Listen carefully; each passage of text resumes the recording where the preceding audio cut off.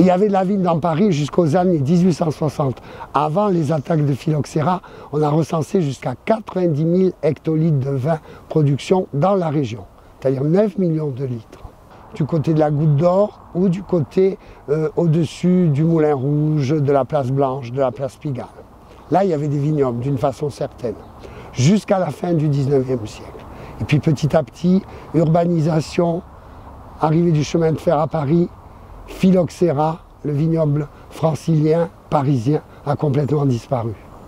Cette parcelle, elle est un petit peu comme un arboretum, un conservatoire de ces cépages, et d'ailleurs de cépages oubliés, parce qu'on a gardé un certain nombre de cépages de l'époque post-phylloxérique, ces fameux cépages hybrides, qu'on appelle maintenant métis, qui donnent un vin quand même assez particulier, un petit peu avec un goût sauvage.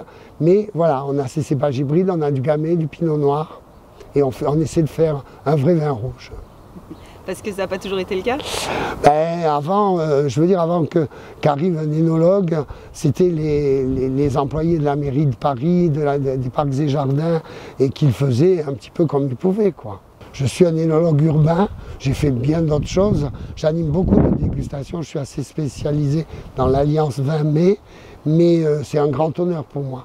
J'en suis à ma 17e vinification et un très très grand honneur de travailler ici et d'essayer d'améliorer la qualité de ces vins. Je m'occupe de 4 autres vignes dans Paris. Voilà. Bercy, Belleville, le Clos des Morillons et une nouvelle vigne qu'on vient de sortir de l'oubli qui est la Butte Bergère près des Buttes Chaumont. Cette fête des vendanges, elle tourne toujours, comme je vous disais tout à l'heure, autour du 9 octobre de la Saint-Denis. C'est vraiment la fête du début de la fermentation du vin. C'est quelque chose qui est complètement mythique, antique, qui date de l'époque dionysiaque et des époques des bacchanales romaines.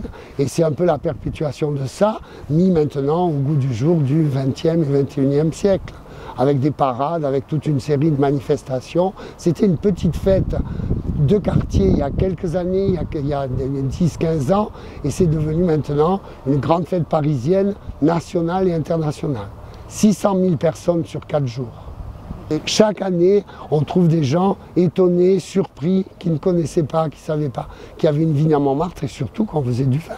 C'est ça.